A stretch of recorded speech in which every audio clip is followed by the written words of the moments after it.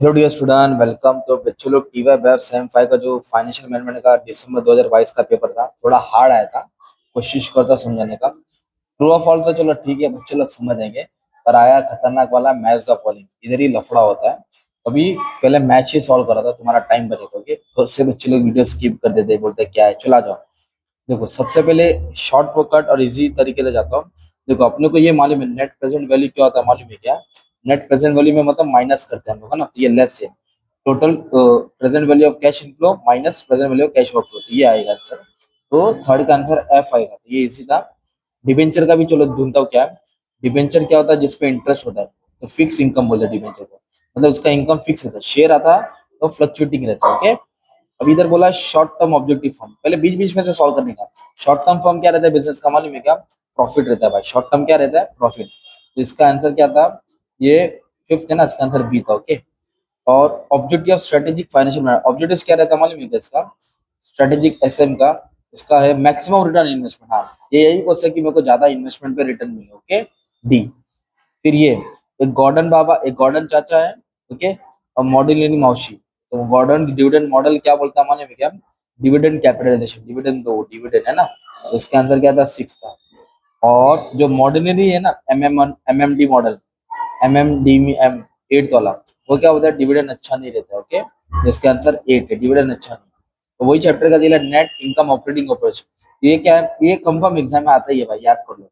Net operating income approach क्या होता है? Capital structure that does not affect the value of firm. ऐसा capital structure जो value of firm का effect नहीं करता, किधर भी तुमको दिखेगा ही दिखेगा। ओके। इस पे तुमको याद कर लेना यार, तुमको दिखेगा ही दिखेगा। फिर हो गया कलेक्शन कॉस्ट, मतलब पैसा कलेक्शन करना।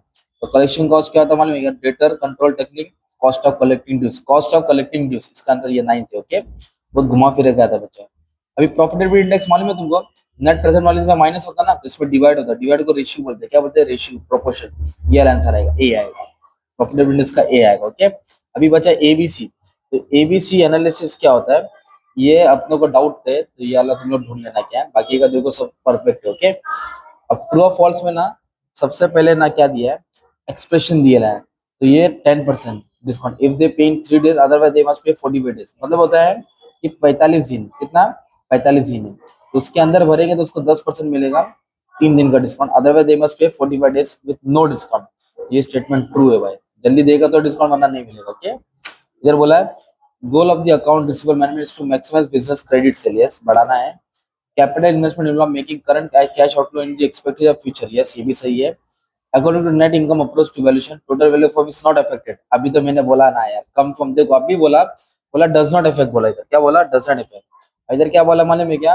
It's not affected, yes. तो ये तुम्हारा फॉल्स है वाला। Okay. Capital investment involve making future cash outflow, yes. अभी वही ऊपर वाला घुमा के इधर ट्रू है।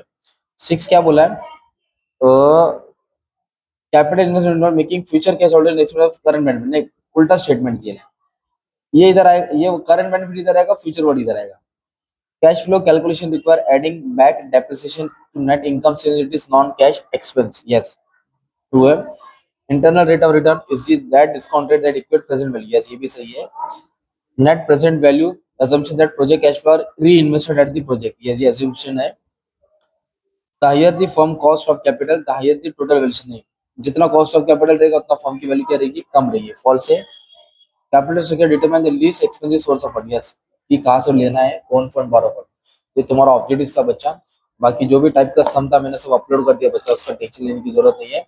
और भी कुछ रहेगा तुम्हारे लिए अपलोड कर दूंगा। Thank you very much, all the best for exam, love you all.